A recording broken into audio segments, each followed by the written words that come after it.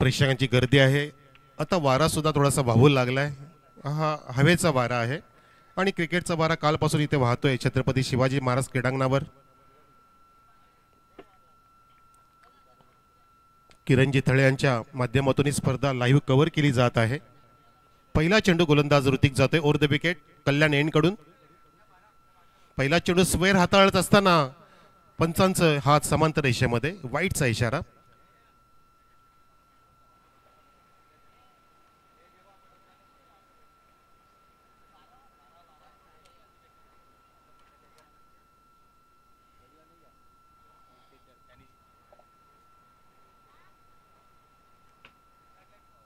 एक धाव इथे अवांतरने मिळते, 2 धाव मिळतील वाटतं. Yes that's it. पंचांनी अजून एक त्या ठिकाणी ऍक्शन रिप्ले केले. लागोपाठचा दुसरा वाईट पडलाय. जे हनुमान स्पोर्ट्स इताडे संघ बॅटिंग करत असताना इथे लागोपाठचे 2 वाईट मिळाले आणि त्याच कारणास्तव इथे 2 धावा इथे विदाउट एनी डिलिव्हरी अधोरेखित झालेल्या आहेत. आपण स्क्रीनमध्ये सुद्धा पाहू शकता. मस्त पद्धतीने ते स्टॅटिस्टिक्स वापरले जाते. चांगलं ग्राफिंग आहे. किरणजी थळे एडिटिंग करतायत. कॅमेरा वर्क सुंदर आहे. अगदी मैदानाचं केस सुद्धा सुटणार नाही कॅमेरा वर्कच्या पासून. या ठिकाणी हा चेंडू उडालाय आणि झेल सुद्धा टिपला, तो टिपला गेलाय मस्त पद्धतीने शॉट कव्हरला. पहिला धक्का लागत असताना जे हनुमान स्पोर्ट्स इताडे संघाला. ऋतिकचा हा चेंडू बघा पडतोय. रिप्ले दाखवत आहेत. क्रीजच्या कोण्यातून चेंडू टाकला. पुन्हा एकदा ऑफस्टिकच्या बाहेर चेंडू होता. सरळ स्टेटर वन होता. त्याच्यावरती हॅमरचा प्रयत्न करता व्ही सेपमध्ये, पण तो चेंडू बॅटच्या पुढच्या टोकाच्या एजला लागला आणि फ्लाय झाला शॉर्ट कव्हरकडे. सुंदर सोपा झेल टिपला आणि पहिल्या इनिंगमध्ये पहिला इथे गडी गारज झालेला आहे. पहिला धक्का इथे लागलेला आहे जय हनुमान स्पोर्ट्स इताडे टीमला.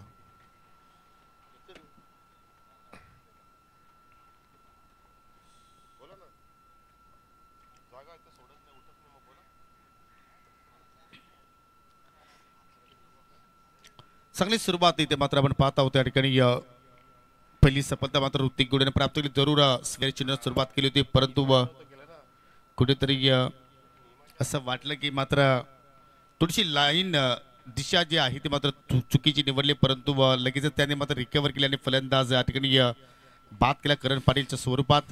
नवीन फलंदाज साहिल तिसकर आले तिसऱ्या क्रमांकावरती बॅटिंग करण्यासाठी. हो नक्कीच साहिल आलेला आहे. यावेळेला साहिलची सुद्धा बॅटची कडा लागते आणि चेंडू तिथे विकेट किपरच्या उजव्या बाजूने फ्लाय झालेला आहे. बॅटची कडा घेऊन गेला. त्या दरम्यान इथे एक धाव सुद्धा पूर्ण झाली. धावसंख्या 3 वर आहे. एक गडी बाद. जय हनुमान इताडे संघ या दुसऱ्या फेरीतील दुसरा सामना खेळतोय. पहिली इनिंग सुरू आहे आणि धावा त्यांनी केल्यात आतापर्यंत. एक गडी बाद, 2 चेंडूमध्ये 3 धावा. चला यानंतर ड्रॉचा कार्यक्रम असेल तर बालगोपाळ सोनारपाडा संघ आपण रेडी राहायचं आहे, कारण यानंतर तुम्हाला सामना खेळायचा आहे. हो पाहू शकाल फटका किती सुंदर केला. मिस फिल्डिंग शॉट कव्हरला मात्र बीट केला. चेंडू मात्र वेगळा चालला अगदी डीप मध्ये. जोपर्यंत चेंडूला जाऊन उचलून फेक करतायत तोपर्यंत 2 धावा मात्र जितू भोईरीनं कंप्लीट केल्या गेल्या आणि अखेर 2 धावडे संघाची 5 धावा इथे मात्र धावफलक्यावरती पाहायला मिळत आहेत. हो अतिशय वेगाने बॅट फिरवली. ती क्रॅकिंग कव्हर ड्राईव्हचा प्रयत्न होता बॅट्समनचा आणि त्या कव्हर ड्राईव्हमध्ये शॉर्ट कव्हरमध्ये बीटिंग झालं, बीट झाला, मिस फिल्डिंग झालं होतं. तेच कारण ठरलं की इथे 2 धाव पूर्ण केल्या बॅट्समन जितेशने. धावसंख्या 5, एक गडी बाद. षटक सुरू आहे पहिलं गोलंदाज ऋतिक कडून. पुढचा चेंडू फुलरचा चेंडू वाईड यॉर्करचा प्रयत्न केला आणि हा लोअर फुलटॉस सुद्धा झाला होता. विकेटच्या मागे अजय गोडे चांगली कामगिरी करतोय. पाहू शकता आपल्या स्क्रीनवरती वीरेंजी चोरगे, बरामजी गोडे, श्याम दळवी, जयदीपजी पाटील हे सर्व आपले मान्यवर. तसेच राहुलजी पाटील, महेशजी गायकवाड, नगरसेवक तिसगाव या सर्व आपापल्या क्षेत्रामधले उभारी घेतलेले व्यक्तिमत्व आपल्या समोर, ज्यांचं आपल्याला मोलाचं योगदान सुद्धा आपल्या स्पर्धेसाठी लाभलंय. त्या सर्वांचे आपण आभार व्यक्त करूया. यावेळेला उडवलाय चेंडू, हवेत आहे. क्षेत्ररक्षक असेल का त्या ठिकाणी? येस पोहोचलाय आणि तिथे झेल सुद्धा सोडलेला आहे. झेल दोघांनी तिथे खेळ घेण्याचा प्रयत्न केला, परंतु दोघांना सुद्धा सापडला नाही. रिले कॅचचा प्रयत्न करायला पाहिजे होता. बघा उडालाय झेल. रिप्लेमध्ये दाखवतात आमचे ॲक्शन रिप्ले SK एंटरटेनमेंट. चेंडू नाचत दौलत अगदी इथे सुटलेला आहे आणि अशा प्रकारे जीवनदान प्राप्त झाले. योगी सर असे झेल सोडणं अचूक नाहीये या महत्त्वाच्या सामन्यामध्ये. बघा स्वर्गीय मोतीरामजी बाळू चोरगे स्मृती चषक त्यांचा फोटो आणि त्यांची प्रतिमा इतकी जबरदस्त आहे की त्यांचा ठसा कधी पुसला जाणार नाहीये मोतीरामजी चोरगे साहेबांचा. आणि या फटक्याचा ठसा सुद्धा येतो षटकारासाठी असेल. उडण खटोला सिक्सर. म्हणजे पहा झेल ड्रॉप झाल्यानंतर कशा रीतीने मात्र त्याचा नुकसान आपल्या संघाला होतोय हे पाहायला मिळालं. कारण परफेक्टली अगदी बॅटच्या रडारमध्ये चेंडू होता आणि परफेक्ट चेंडू मात्र लॉंग ऑनच्या सीमरेषेच्या पलीकडे निघून गेला. आणि यालाच म्हणतात तर मित्रांनो जखमेवरती मीठ सोडण्याचं कार्य. पकडा झेल जिंका क्रिकेटचा खेळ. काय सर आपण कधी तुमच्या जीवनामध्ये क्रिकेट खेळला आहात का? हो नक्कीच सर. आम्ही आधीचा काळ खूप गाजवलेला आहे. आमच्या संघाला वासिन परिसर असो पडगा परिसर असो खूप घाबरायचे. अशी वेळ अगदी आली होती की आमच्या निंबोली संघाला कोणी परवानगी देत नव्हता, प्रवेश देत नसा. जसं आता गोरसे संघाला अनेक जण घाबरतात तसं आमचा एक दबदबा होता. परंतु जेव्हा मी रिटायरमेंट घेतली, कॉमेंट्री सुरू झाली, त्यानंतर आमच्या निंबोली संघाचा पूर्णपणे थासाफूस झाला, खुर्दा उडाला. आता आमच्या गावामध्ये एक संघ होता, त्याचे अनेक संघ झालेत. जितक्या गावामध्ये पक्ष आहेत तितके संघ झालेले आहेत. 5 पक्ष 5 संघ निंबवली. मग तुमची भूमिका काय होती त्या संघामध्ये? माझी भूमिका होती ऑलराऊंडरची. मी विकेट किपिंग करायचो, ओपनिंग करायचो आणि बॉलिंगसुद्धा अगदी पर्याय म्हणून करायचो. जेव्हा एखाद्या बॉलरला खूप फटके बसायचे तेव्हा मनोज कार्वे जायचा आणि विकेटसुद्धा प्राप्त करायचा. मी विनोद कांबळीच्या भावाची सुद्धा झेल घेतलेली आहे. शेऱ्याची टुर्नामेंट फायनलमध्ये जिंकलेले आहे. बंटी कांबळीची मी विकेट घेतलेली आहे स्वतःच येस त्यावेळेला. आणि ती मी कधी विसरणार नाही आहे. आणि बंटी कांबळीसुद्धा मनोज कार्वेला विसरणार नाही आहे. क्या बात आहे. म्हणजे तुम्ही सुद्धा पूर्वीचा काल गाजवला आणि सध्या मात्र या ठिकाणी सध्या काल गाजवतोय गोलंदाज ओमकार. त्याने पकडली तिथे मात्र विकेट्स साहिल तिसकरची. दुसरा धक्का लागला टीम जे हनुमान इताडी संघाला. 13-2 अशी परिस्थिती सध्या आपण पाहत आहोत. जबरदस्त मात्र या ठिकाणी चेंडूची हाताळणी. परंतु कार्य सर ज्यावेळी तुम्ही पूर्वीचा खेळ खेळायचा त्या खेळामध्ये आणि सध्याच्या खेळामध्ये काय डिफरन्स तुम्ही पाहता? पूर्वीचा खेळ सर जिद्दीमध्ये असायचा. पूर्वीच्या खेळामध्ये आपण बोलून करायचो. मला षटकार मारायचा म्हणजे मारायचा, मला विकेट घ्यायची म्हणजे घ्यायची, मला झेल घ्यायचा म्हणजे घ्यायचा, मी फिल्डिंग करायची म्हणजे करायची, असा तो काळ होता. आणि पायामध्ये चप्पल पण नसायची. खडे अक्षरच्या पायाला स्क्रॅच करायचे, पायामधून रक्ताचे धारा निघायच्या. परंतु आपण खेळायचं सोडलं नाही. असं उन्हामध्येच तुमच्या एकदा बिना निंबूच्या ग्राउंडवरती सुद्धा आम्ही फायनल मारलेले आहे. पायांना खडे लागले होते. झेल टिपताना सुद्धा अंगावरती आपले स्क्रॅच यायचे. अक्षरशः आपण काय होतं सरपटायचं वगैरे. तो काळ तसा होता. आणि हा काळ अगदी आधुनिक झालेला आहे. या काळामध्ये आधुनिक आपल्या वस्तू प्राप्त झाल्यात, किमती बॅटी मिळाल्या. त्यावेळेला आपण लाकडाची फळी वापरायचो, जिला आपण मस्तपैकी कोयत्याने बॅटसारखा आकार द्यायचो आणि त्या फळीमध्ये आपण त्यावेळेला क्रिकेट खेळायचो. योगी सर हो निश्चितपणे या चर्चेला उदाहरण येणार आहे. परंतु थोडंसं आपण मैदानाकडे सुद्धा लक्ष वेधूया. कारण दोन्ही संघासाठी महत्त्वाची मॅच आहे. चांगला चेंडू इथे आपण पाहतोय. डॉट चेंडू तिथे मात्र सांगता आपण पाहिली. पहिल्या चेंडूवरती सफलता प्राप्त केली. ओमकारनं लगेच डॉट चेंडू हाताळलाय आणि पहिल्या चेंडूवरती केतन पाटीलला मात्र त्या ठिकाणी बीट केलंय. ओ इथं मात्र पाहू शकाल टॉप एज चेंडू हवेत आहे. परंतु मिडॉपला कुठलाही फिल्डर नाही. अभिषेक जोपर्यंत लॉंगापूर चेंडूवरती झेपावतोय तोपर्यंत मात्र एक धाव तिथे मात्र पूर्ण केली गेली. कारण सर तुमच्या जीवनामध्ये असा एखादा भाग सांगा की तो मॅच विनिंग टर्निंग पॉईंट होता? हो नक्की तेच सांगतो तुम्हाला की भिनार निंबोलीच्या ग्राउंडवरती मी लागोपाठचे 3 षटकार मारले होते आणि बॉलिंग सुद्धा सुरेख केली होती. 3 षटकारांनी तो सामना मी उद्ध्वस्त करून टाकला होता. 17 धावांची गरज होती. 3 चेंडूमध्ये 3 षटकार मारून तो आम्ही कप जिंकला होता. आणि त्यावेळेला वर्गणी काढून आपण फी भरायचो. 50 रुपये 100 रुपये काढायचो आणि 200-300 रुपये तेव्हा असं ॲडमिशन फी असायची. हो निश्चितपणे 14-2 सध्या आपण परिस्थिती पाहत आहोत टीमचे हनुमान इताडी संघाची. म्हणजे आज थोडासा आपल्याकडे वेळ आहे तर कारवे सरांच्या जीवनामध्ये काय काय घडलेलं आहे, त्यांनी कसा क्रिकेट खेळला आहे ते थोडंसं आपण या ठिकाणी जरूर त्यांना मात्र काढून घेण्याचा प्रयत्न करतो. जशी वेळ मिळेल आपण पंडित गोड यांना सुद्धा मात्र हे प्रश्न करू की त्यांनी पूर्वीचा काल कसा गाजवला, त्यांनी कधी सुरुवात केली आपल्या करिअरला. परंतु इथे फटका हेलिकॉप्टर मात्र उडवलाय. चेंडू चालला अगदी वेगाने बाउंड्री लाईनच्या पलीकडे. मिळतील 4 धावा. योगी सर मला सुद्धा तुमच्याशी बोलायचं आहे की आपल्याला डायरेक्ट मोठं हे पद मिळालं की काय क्रिकेट खेळला तुम्ही थोडंसं आयुष्यामध्ये? जरूर मी पूर्वी संघामध्ये खेळायचो परंतु माझी भूमिका असायची विकेट किपरची. मग जेव्हा जेव्हा आमच्या विभागामध्ये स्पर्धा व्हायच्या त्यावेळी प्रथम पारितोषिक म्हणून मेंढा असायचा. आणि जेव्हा एखादा मग कॉमेंटेटर त्या स्पर्धेमध्ये आला की मी तिथेच जाऊन थांबायचो आणि ते ऐकत राहायचो. आणि ते ऐकत असता माझ्या मनामध्ये प्रश्न पडला की मी सुद्धा करू शकतोय. दरम्यान आपण हा चेंडू पाहूया. हो चांगली लेंथ होती आणि एक्झॅक्टली चांगल्या चेंडूची हाताळणी आणि पाहू शकाल या ठिकाणी निर्धावाची सांगता आपण पाहत आहोत. तसंच मला सुद्धा म्हणजे मी तुमच्यासोबत 2017 पासून कॉमेंट्री करतो. जेव्हा मी सुरुवात केली, आता माझं 7वा-8वा वर्ष असेल, मी पहिल्यांदा तुमच्या ग्राउंडवरती रेश्मा मयेकरला बघितलेली. जेव्हा ती अँकरिंगसाठी आली होती तेव्हा मला कळलं की योगी पाटीलने तिला लॉन्च केली तिथे. हो जरूर, त्याकडे सुद्धा आपण लक्ष केंद्रित करू. पण तुझ्या फटक्याकडे लक्ष केंद्रित करा. काय सजवलाय, नटवलाय आणि पाठवलाय बाउंड्रीच्या पलीकडे. 6 धावांसाठी येतोय षटकार. आणि आज तर त्या मॅडम आपल्या लाडक्या रेश्माताई, रेश्मा मॅडम म्हणू शकतो की अगदी मोठमोठे टुर्नामेंट कव्हर करतात. त्याचं एकमेव म्हणजे कारण म्हणजे योगी पाटीलनी प्रथमतः कुक्षी या ठिकाणी मोठ्या स्पर्धेमध्ये आपण ती स्पर्धा करत होतो. बहुतेक धनेश चषक होतं, त्या स्पर्धेमध्ये रेश्मा मयेकर आली होती. येस हा जरूर, मी बंदरा मारुती काले किनानगरीवरती सर एक स्पर्धा कव्हर करत होतो. नंदन पाटील यांची ती स्पर्धा होती, खूप मोठी स्पर्धा होती आणि तिथे मला नंदन पाटीलने संधी दिली आणि त्या स्पर्धेमध्ये रेश्मा मयेकरची आणि माझी भेट झाली. आणि सोबतीला आमच्या राहुल भोईर सुद्धा होते. आणि जरूर मग धनेशला कुक्षी संघाचे पुरस्कार ते पांडुरंग धर्मापाणी साहेबांनी सांगितले की आपल्या स्पर्धेमध्ये तिला मात्र आपल्याला लॉन्च करायचं आहे. मग तेव्हा तिला मी प्रथमतः भिवंडी विभागामध्ये लॉन्च केलं आणि सध्या मात्र आपण जर पाहिलं तर अनेक स्पर्धा ती मोठमोठी कव्हर करते. नक्कीच थोडक्यात म्हणजे तुमचा अगदी सिंहाचा वाटा आहे. रेश्मा मॅडम ज्या आता ज्यांनी उत्तुंग भरारी घेतले या क्षेत्रामध्ये, अँकरिंगच्या क्षेत्रामध्ये, प्रत्येक मोठमोठ्या टुर्नामध्ये त्या अँकरिंग करतात. अगदी चांगला त्यांचा एक्सपिरियन्स सुद्धा वाढत चालला आहे. त्याचं एकमेव कारण म्हणजे आमचे लाडके योगी पाटील यांना ते श्रेय दिलं पाहिजे. आपण काही प्रश्नानंतर पंडित गोडे साहेबांना विचारणार आहोत. इथे धावसंख्या 24 आहे, 2 गडी बाद, 2 षटकं समाप्त झाली. खेळतोय मैदानामध्ये केतन आणि जितेश खेळतोय 20 धावांवरती 7 चेंडूमध्ये. खूप छान परफॉर्मन्स जितेशचं. हो निश्चितपणे पहा, संधी प्रत्येकाला मिळत असते, कार्यसर संधी दिली जात असते, परंतु त्या संधीचं सोनं करण्यासाठी आपण प्रथम मेहनत करणं फार गरजेचं आहे. ती मेहनत इथे मात्र करण्याचा प्रयत्न करतात हे सर्व खेळाडू. फटका हवेत केला आणि जबरदस्त झेल. विकेट किपर ऋतिक गुडेच्या वतीने आपण पाहिला आणि फलंदाज बाद झाला मिस्टर केतन पाटील. तर या ठिकाणी पंडित गोडे दादा, आपला जुना खेळ कसा होता, तो काळ कसा आपण गाजवला, थोडासा अनुभव शेअर करा. कारण डीजे तर नाही आपल्याकडे, तर आपल्या सोबतीला जोडले गेलेत पंडितजी गोडे, आपल्या स्पर्धेचे आधारस्तंभ. थोडंसं काय जुनं शेअर करा. तुमची सुरुवात कशी झाली, तुम्ही क्रिकेटला कसं पुढे नेलं आणि तुमचं स्वतःचं परफॉर्मन्स कसं होतं तुमच्या टीममध्ये, किती कर्णक मारले आणि तो काळ कसा होता पंडित दादा. 2000ला सुरुवात झाली होती आपल्या खेळाला, तर आता 2025 म्हणजे आपण 24 वर्ष खेळलो क्रिकेट. वाशेरे गावामध्ये आपण फायनल मारली होती. 230 रुपये एंट्री फी होती त्या टायमात. संतोष जोशीच्या सामन्याला आम्ही फायनलच्या टायमात हरवला होता. संतोष सर होते आपल्या आमनेचे.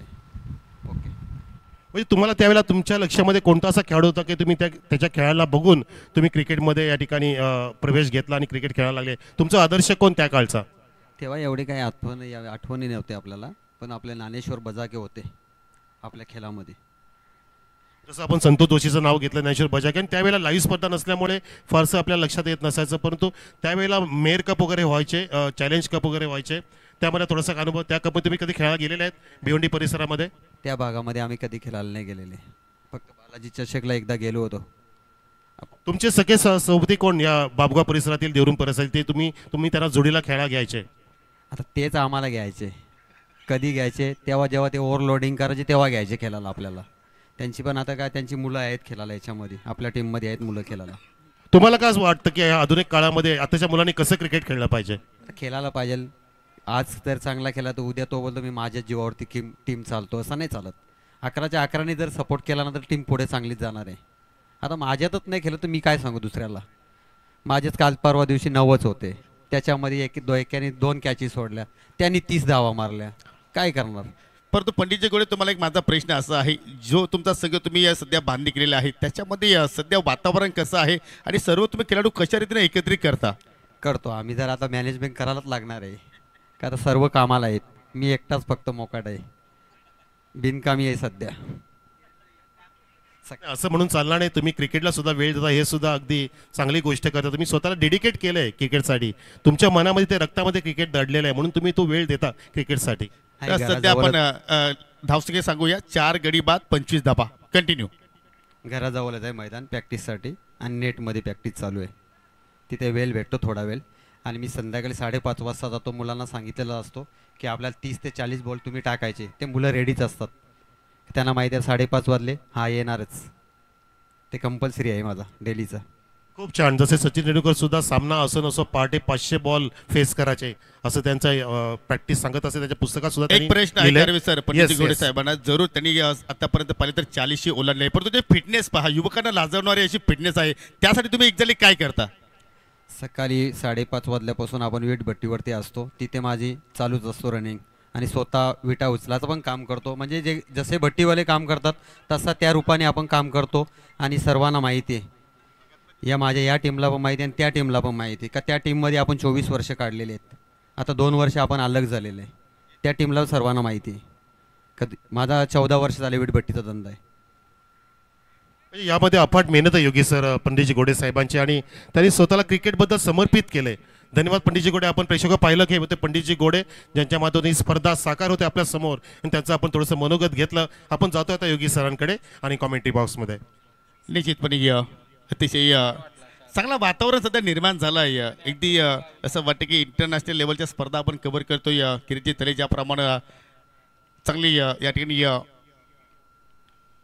ब्राईट पडली आपण इथे मात्र पाहू शकाल चांगल्या चेंडूची हाताळली अतिशय सुंदर चेंडूची फेकी आणि अखेर 3 षटकांचा मात्र या ठिकाणी खेळ संपन्न झालेला आहे. 3 षटकांच्या समाप्तीनंतर 28ला आय थिंक 5 गडी ते मात्र गमावले आणि विजयासाठी आता मात्र 29 धावांची आवश्यकता. चला आपण इनिंग ब्रेकमध्ये आहोत. आपण ड्रॉ प्रथमतः करूया. हो नक्कीच. तत्पूर्वी आपण 2 मिनिटं किरण थळे साहेबांचं मनोगत घेऊया कारण त्यांनी सुद्धा क्रिकेटला खूप वर्ष दिले आहेत हे आपण विसरून जाता कामा नये. कारण जसं www.tenniscricket.in वाहिनी सुरू झाली 2013मध्ये तिथून आपला टेनिस क्रिकेट हा अगदी जगभरामध्ये पोहोचवला. त्यामध्ये सिंहाचा वाटा आपला SK एंटरटेनमेंटचा आहे. तर किरण थळे साहेब तुमची सुरुवात कशी झाली या लाईनमध्ये ह्या डिपार्टमेंटमध्ये? सुरुवात तर आमची रतनबाबा पाटील चषकामधनंच झाली.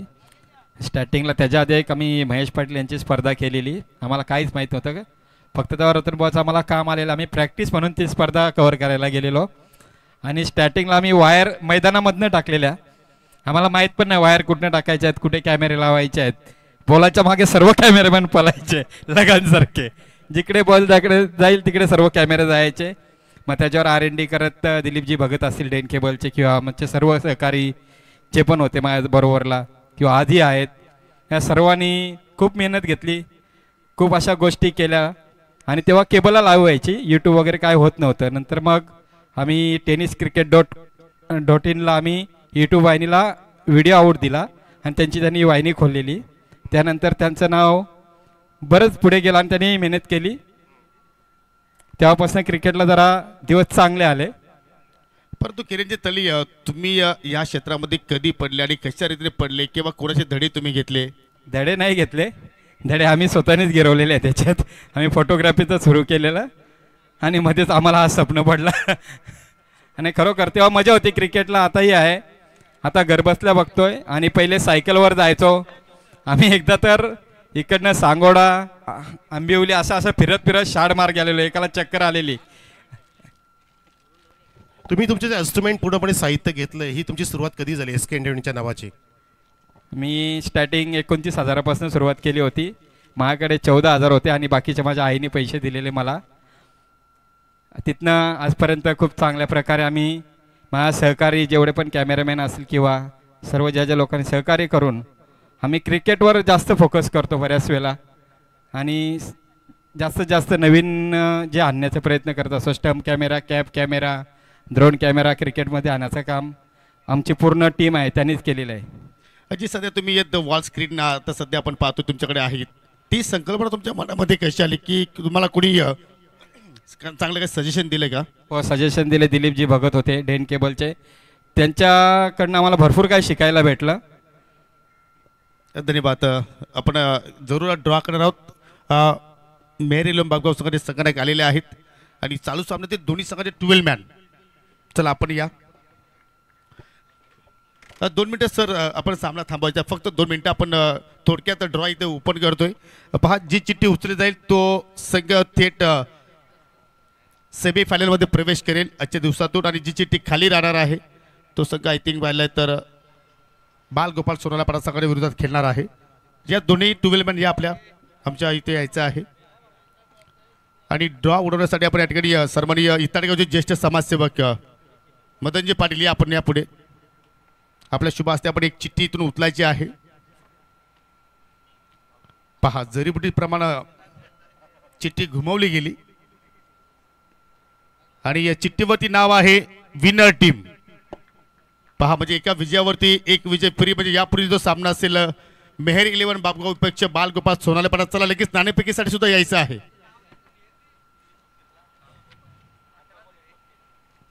समीकरण 18 चेंडूमध्ये 29 धावांची गरज आहे. आता आपण मॅचच्या दिशेने फोकस करतोय. यावेळेला सुद्धा चांगला फटका पाहतोय आणि पहिला चेंडू उडून भिरकावून दिलाय डिप्सक्रीच्या दिशेने. 4 रन.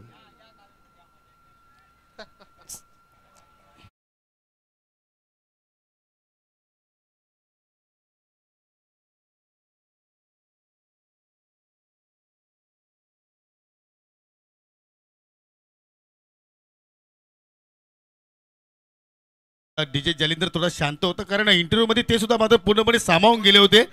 आता मात्र पाहू शकाल ते सुद्धा चांगल्या मूडमध्ये आलेले आहेत. जसे ऋतिक गुडे मूडमध्ये आलेले आहेत. पहिल्या चेंडूवरती चौकार आणि दुसऱ्या चेंडूवरती ठोकला षटकार. 29 धावांचा पाठलाग करत असणारा टीम जे अंबिका देवरुपाडा संघाची धावसंख्या पाहायला मिळाली बिन गडीबाद 10. परंतु हा सामना एकावरती एक विजय फेरी आहे. कार्य सरकार लकी ड्रॉच्या माध्यमातून विनर संघाची चिठ्ठी निघालेली आहे. हो नक्कीच त्यांना सुद्धा इथे उत्साह वाढलेला आहे. त्यांची ताकद सुद्धा वाढली आहे आणि त्यांची ऊर्जा सुद्धा त्यांनी दाखवली की आपल्याला जर हा सामना जिंकता आला तर आपल्या ह्या विजयामध्ये एक विजय अतिरिक्त मिळणार आहे आणि आपण डायरेक्टली पुढच्या सामन्यामध्ये पुढच्या फेरीमध्ये पोहोचणार आहोत. धावसंख्या इथे झाली 3 चेंडूमध्येच 10 वर. 2 चेंडूमध्ये 10 वर. म्हणजे आता 16ला 19ची आवश्यकता. पुन्हा फटका अवैध केला. इथे झेल होण्याची दाट शक्यता आहे. नाकारता येऊ शकणार नाही आणि आय थिंक झेल पकडला गेला त्या ठिकाणी आणि फलंदाज बाद झाला बिचार ऋतिक गोडे.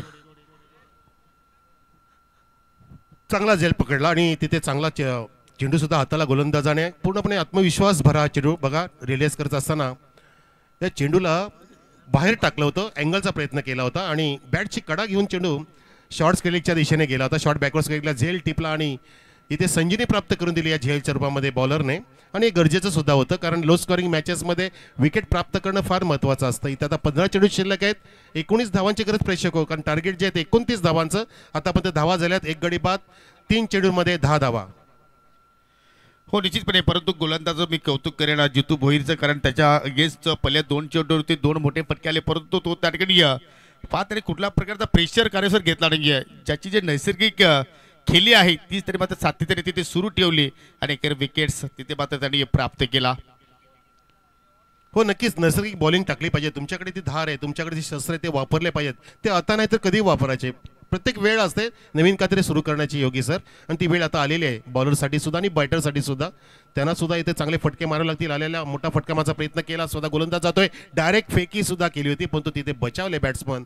इथे पाहतोय आपण अगदी चांगला इथे सामना रंगेल योगी सर. 29 धावा फायटिंग स्कोर आहे 3 षटकाचा विचार करता. हो रंगलाच पाहिजे कारण त्यासाठी तर पंडितजी गोडे साहेबांनी स्पर्धा आपल्या तुमच्यासाठी सर्वांच्या भेटीसाठी इथे मात्र या ठिकाणी भरवली गेलेली आहे. परंतु इथे मात्र पाहू शकाल स्वतः गोलंदाज चेंडूवरती झेपावला गेला होता आणि पाहू शकाल तिथे कुठल्याही प्रकारची धाव मात्र पूर्ण केली नाहीये. धावसंख्या स्थिर 1 गडी बाद 10. 14 चेंडूमध्ये विजयासाठी 19 धावांची आवश्यकता टीम देवरुपाडा संघाला. ओ फटक्यात चांगला पाला मिळतो अगदी एस्टाकावर डोक्यापर्यंत चेंडूला मात्र फ्लाय केलाय. चेंडू आणि फिल्डर मध्ये रेस सुरू आहे आणि शेवटच्या क्षणाला मात्र चेंडू उतरून फेक करतायत. तोपर्यंत 2 धावा कंप्लीट. चांगलं प्लेसमेंट होतं. चेंडूला अपिश काढलं होतं कव्हरच्या डोक्यावरून पाहिलं आपण कारण या ठिकाणी पॉवर प्लेचं षटक सुरू असताना अशा प्रकारचे फटके सजवणं फार महत्त्वाचं असतं आणि त्या फटक्यामध्ये 2 धावा इथे अर्जित केल्या बॅट्समनने. या फटक्यांचं येणं अपेक्षित होतं. 13 चेंडू आता शिल्लक आहेत. अजून 17 धावांची गरज आहे. 29चं टार्गेट आहे. आता धावसंख्या झाली 12. 1 गडी बाद. 13ला 17ची गरज. टॉपेज चेंडू अभेद 1700 चेंडूचा पाठलाग करतोय. चेंडू वेगाने पुढे चाललाय. आउटफील्ड फास्ट आहे. चेंडू थांबणार नाहीये आणि जाऊन धडकतो सीमेरेषेला. मिळतील 4 धावा. फिल्डिंग होणं अपेक्षित होतं. फिल्डिंगचा प्रयत्न करणं गरजेचं होतं. ह्यावेळेला तुम्हाला 100% द्यायचं असतात. बघा ही फिल्डिंग होत असताना 2 फिल्डर धावत होते. चेंडू इतक्या वेगाने पण जात नव्हता योगी सर परंतु या ठिकाणी सूर मारला असता तर मे बी परंतु तिथे अडचण आहे कारण काल अशा घटना घडलेल्या आहेत. तिथे एका फिल्डरला लागलं सुद्धा वेगाने नागेशला लागलं. तर स्वतःला सांभाळून फिल्डिंग करा हरकत नाही. तुम्ही अजून सामने खेळू शकता पण आधी स्वतःला जपायचं आहे. अगदी तब्येत सांभाळा स्वतःला सांभाळा. आपल्याला अजून दुनिया पडली आहे. अजून आपल्याकडे आसमान बाकी आहे.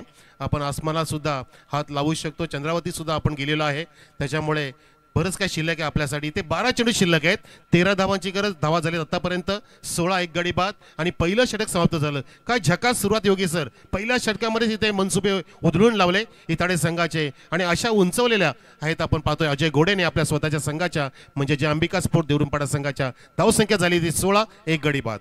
आणि तसे जर पाहिलं तर आसमान सध्या बॅटिंग करतोय ऑन फील्ड वरती.